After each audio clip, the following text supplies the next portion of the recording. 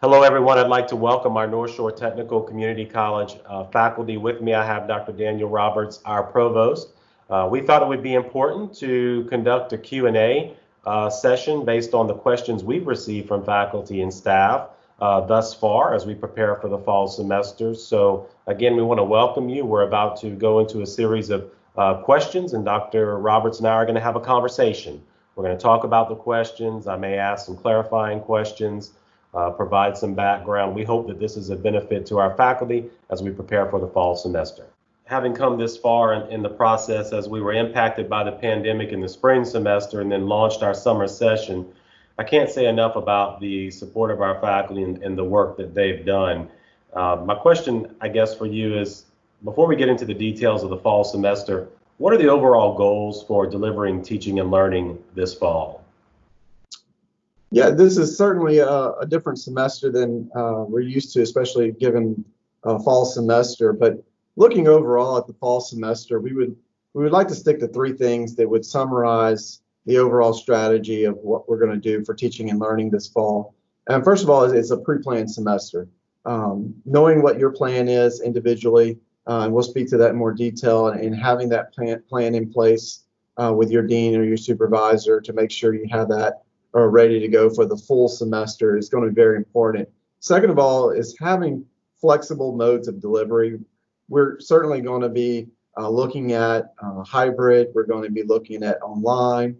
There will definitely be students on campus at times. And so being able to provide multiple ways of delivering instruction during the semester, whether it be because someone wants to be remote, or maybe they're in a quarantine situation where they can't be on campus for a period of time, but still want to continue that instruction. And we'll speak to some of those different methods in a little bit. And then lastly, the last goal would be to constantly be in contact with students, with your dean, with your supervisor, as things change during the semester, as things happen that maybe unplanned. And we need to adjust to that. It's going to be very important that we're in constant communication with our students and with our supervisor and our deans to let them know what is going on and what may be impacting teaching and learning for this semester. Thank you, Dr. Roberts. And I know in March, when we closed on that Friday, March 13th, and spent a week developing content, making the transition to online, while we were able to satisfactorily complete that spring semester, when it came down to actually having students on campus, that was mostly reserved to those students who were first and foremost in the health sciences so that we could complete them early, and then followed by technical studies. The question among our faculty in general is, are we preparing to have students on campus this fall? I think the simple answer to that is yes. But to follow that yes up is to look at what are the flexible options that we can provide students this semester.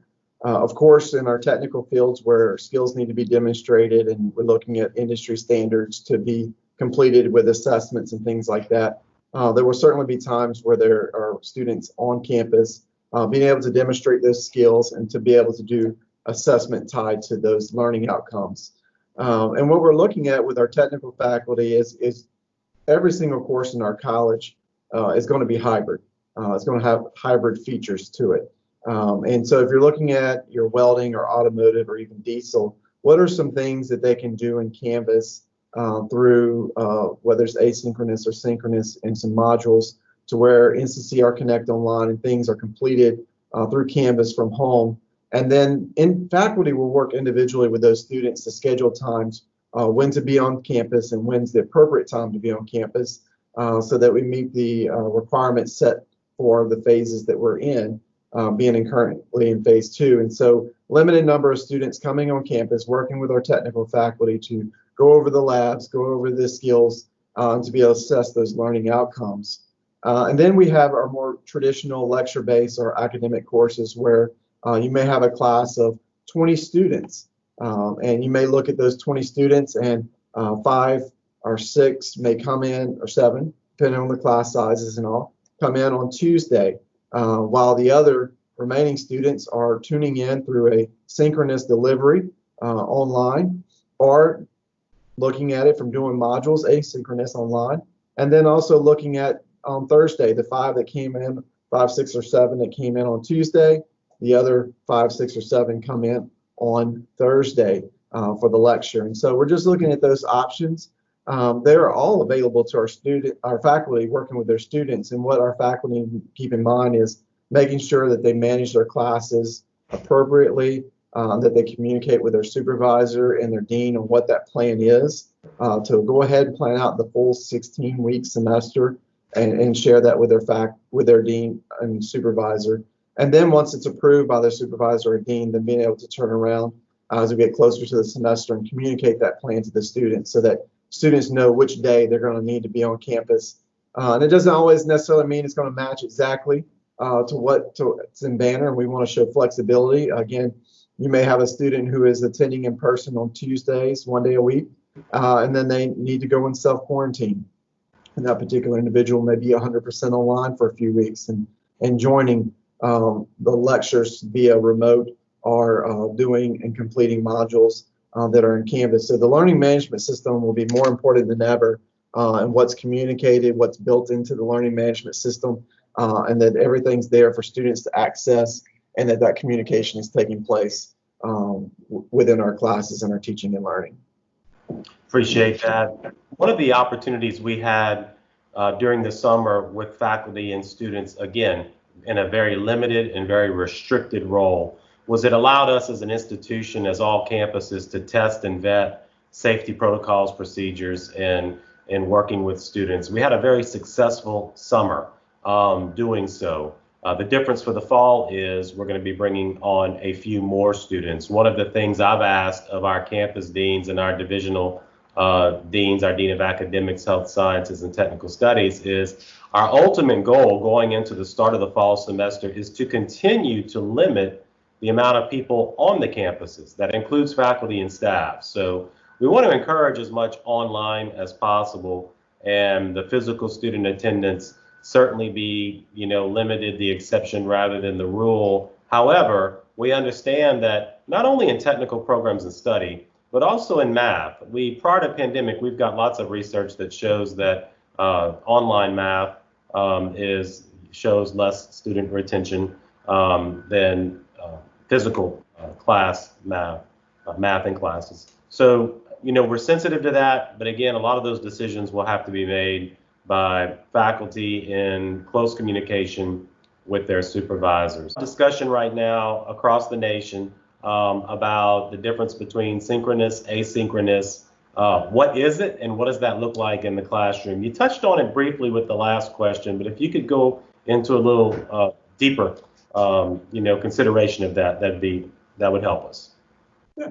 So certainly we have a standard of online delivery, whether the course is hybrid or online, and every single course in our college is published to Canvas, and what is in Canvas has to have some key components that's established by our online learning department, and our faculty that are in that learning management system need to adhere to those requirements so that there's consistency among our courses and students as they navigate multiple courses in our learning management system called Canvas, that there's some similarities between them and that the requirements are in place. And so as faculty work with our online learning department, or maybe they work with their peers who have done this before and taught online and have built out the templates and the modules in Canvas, we want to make sure we have all that set up according to those standards and have information out there that's relevant for students and what's going on in the class and teaching and learning.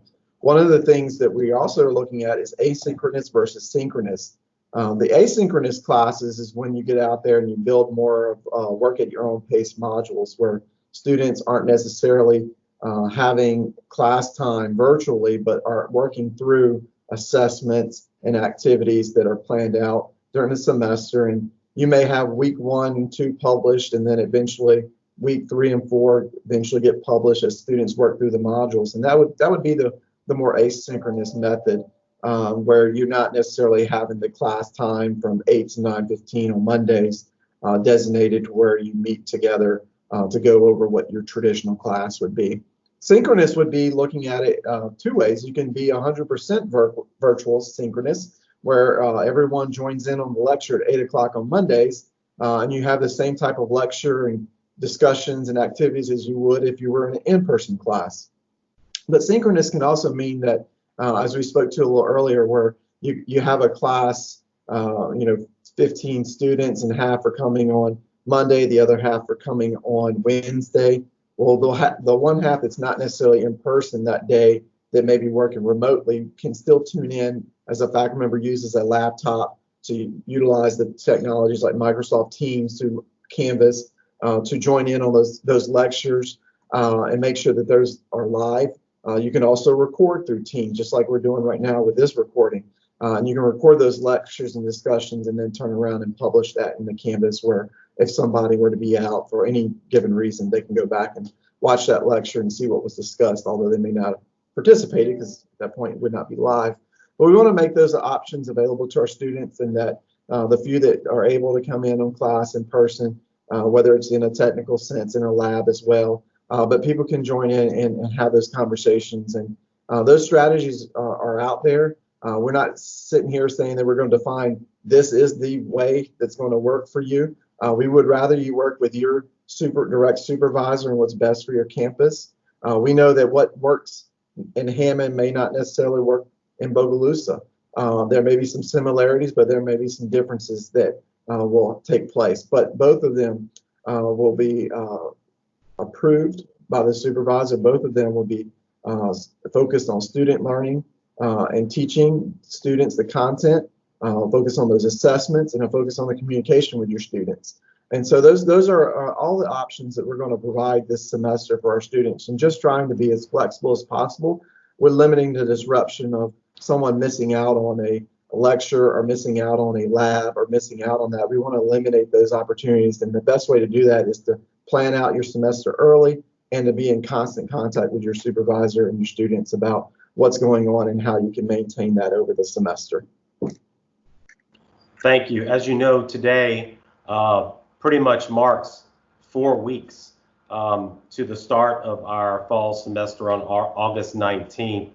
Today, as a college, we will be releasing our Return to Learn guide for both students, faculty, and staff. There's a lot I'm sensing in talking with college faculty, staff, and students. There's a great need for certainty and clarity on all fronts. And we've been pretty transparent that, and as I'm working with colleges across the state and of as recent as this week across the nation as we're looking to reopen, our plans are fluid, and that's the one consistency we're seeing. You know, what phase 2 looks like may look a little different in phase 3. Will we revert back to phase 2? If we do, then there's a transition that takes place. That's why I think the important work of our faculty in communication with their supervisors right now is paramount. We're 4 weeks away from the start of the fall semester. We have 4 weeks to evaluate the Return to Learn guide, think about what teaching and learning looks like in our physical classroom and our virtual classroom. We've got some time. However, we know that a lot of people are still facing uncertainties. We have students who are still waiting for K through 12 schedules to determine how they're going to meet the needs of their children. With all of this uncertainty and, in a sense, guidance, however flexible, the question is, what does a successful fall semester look like for North Shore Technical Community College when it comes to teaching and learning? Well, we talked a little bit already about communication, and I just want to come back on that topic. I mean, this is so important with the multiple ways of delivering instruction this fall, looking at teaching and learning in these different modes. Communication, you just can't overemphasize it enough, that we have regular communication with our students. They have an understanding of what your plan is. There's no confusion in that plan. Your supervisor is aware of your plan, and during the semester when adjustments need to be made, we can make those adjustments. But I would like to look at whatever that plan is that you have approval for this semester as being the plan to finish out the semester. And putting that in place and following what that's going to look like, we'll be able to complete and have a successful semester. But with that, we also have a few things that we need to keep track of and that students need to be aware of. Often we find ourselves when we're seeing each other more regularly in person and in class on a regular schedule, we're able to provide communication such as timely grades. And with the flexibilities and having the hybrid courses and doing some things that are online and lecture based that may be online and in person, we want to make sure we submit our grades timely and that students have that feedback.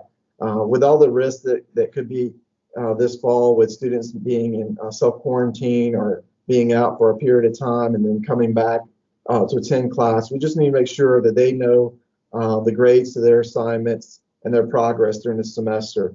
This is certainly not the time to wait to the end of the semester to provide feedback and on assessments and assignments and grades. We want to do that continuously through the semester. In addition, attendance taking. We need to look at attendance taking like we should traditionally be doing, but being that it's virtual, what are the ways that we're going to record attendance and that we know that students are participating? That eventually helps us get into the technologies we're using with our student affairs division and success coaches to identify students who may be having some challenges this semester and being able to intervene sooner to keep them enrolled and to address any concerns that may be happening that they're not necessarily communicating with the faculty member, that we're ready and available to work with those students and help them to stay in school and to help them finish the semester. So Dr. Roberts, I want to thank you because you're bringing attention to the fact that communication has never been more important. You know, in a traditional learning environment, we may go periods of time where because of physical interaction, feedback may not be required on a daily basis. However, what we have learned, especially from the spring semester and summer session, is that the continuous communication is essential daily. Never underestimate the power of over communication. We're seeing it also for those faculty who taught online in the spring. We're seeing some pockets of some exceptional student retention. And if you follow a lot of the activities of those faculty, that student retention has a direct correlation to their actual engagement with those students on a regular basis. So we certainly want to encourage faculty to know that we support and encourage all uses of technology within policies and procedures and effectively communicating to students, communicating their progress and keeping them engaged. So on the piece of technology, what are some of the things that we can do to provide faculty support with Canvas and any of our learning management systems, any challenges they may be having as we prepare for the fall semester? Well, you know, we certainly experienced this last spring where we quickly were able to build out some web pages and technologies to help assist faculty with any of those technology challenges and Canvas primarily. First and foremost, if you're having those challenges, it's important that our faculty let their supervisor or dean know that they are having those challenges. And the reason why we need to know is what can we do to build out better resources and trainings for those faculty who may be struggling in certain areas. We also have an online learning department that will follow up with any requests that you have with challenges or trainings that are needed. I mean, anything can go from Canvas, a learning management system. Anything can go from looking at Screencast-O-Matic, how to take Microsoft Teams and put it into a module within Canvas so that students can attend a live virtual lecture. Those type of strategies that we're looking at are all great tools, and if you're having any challenges with those, that will impact your semester and its success and the success of our students. And so we've really done a good job, Dr. Donaldson, with our Teaching and Learning Center, putting information out there through our LinkedIn Learning subscriptions and looking at other resources that we've connected to our Teaching and Learning Center for faculty. Going directly there, you can see some of the upcoming training schedules. I know Mr. Kim did a fantastic job last spring of having those trainings available. We're going to be working to doing those trainings again this fall and trying to find any type of specific update that's needed for our faculty. We'll do that as well. Convocation will be filled that week with some of that information and be able to answer some of those questions and the best strategies for the fall semester, depending on what you're teaching and what campus you're located at and how we can deliver that in the best way. And so One of the other things that we started looking at last year, we looked at Dropout Detective. It was a tool to help find students by their activity that's done through Canvas who may be at risk of losing this semester or during the semester, and that we can intervene sooner in the semester and try to counsel and coach those students to continue and to finish the semester. Well, with the Dropout Detective, we've also added the technology of Instructor Insight. And one of the key components of Instructor Insight is it gives us, as administration and as deans, insight into the faculty and what challenges they may be having in the classroom. It could be simply challenges with students that we need to kind of encourage and to work with those faculty on encouraging their students if that were to be happening. But the other part is what it does show in these reports is that faculty may be struggling with the use of technology and they're not necessarily asking the questions. And what we want to do is there's no wrong question here or a bad question. We want faculty to ask those questions so that we can come in and provide the support that they need to be successful. It's certainly not a gotcha type of technology. It's a technology that lets us know where challenges may be and that we can intervene, not just with students, but with faculty who are struggling virtually and dealing with the type of environments we have this fall. And we want to provide that help. And this certainly gives us that opportunity to provide that help to our faculty. And that by the end of the semester, they'll be able to look back and see that they were able to have a successful semester and fulfill all of those challenges that may arise during the semester. And that's an important note because as we look to the fall, we want to look to the past and say, okay, we completed the spring semester. Some would argue successfully, some would argue unsuccessfully. Some faculty struggled. Even though we did what we could to provide resources, there's still a need. In addition to that, we're bringing on new faculty in some areas this fall, so we cannot make any assumptions in administration that all of our faculty have the resources they need. We need to approach the fall semester with a genuine focus on all resources, communicate everything that's available. What I do want to ask of our faculty is we had some early adopters in the spring that not only by their command of technology, but also their genuine desire to expand their teaching and learning depth of knowledge and use of technology, they became leaders. We saw that in technical studies, health sciences, and academics. And so my request to the faculty as we go into the fall semester is that those leaders mentor, work with their divisional leads, identify those faculty who may be teaching in this environment for the first time. I'll never forget, as many people know, I teach an online course every fall for a university, and I was terrified my first semester, and that was not in a pandemic. So I could not imagine the stress and the pressure that's impacting our faculty at this time. That's where we're certainly stronger together. Thank you for your leadership, Dr. Roberts as Provost, along with our divisional deans and all of our faculty, and truly coming together to make sure that we can get through the pandemic.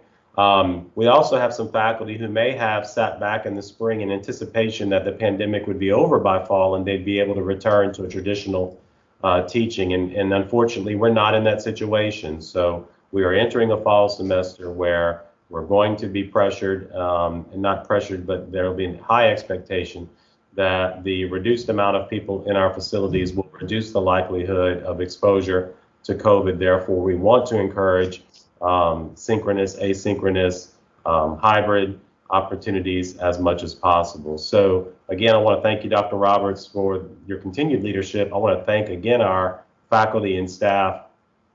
To our faculty, I want to encourage you all to continue to keep the lines of communication open, understand that we are committed to providing any and all resources available. Please lean on the recorded trainings that we've done in the spring. Those are just as relevant today as they were in the spring. Please reference back to those recorded trainings. That way, any questions we get will allow us to solely focus on where there may still be some remaining gaps, as opposed to having to go back and revisit perhaps things that we've already done through preparation. So again, I want to wish all of our faculty a great fall semester. It's going to be trying, but we've already demonstrated as a college that we can certainly see this through, because if we're all working towards student success, that means we're all going to meet at the mission. And that's what's most important. So thank you. Thank you for your time. Thank you.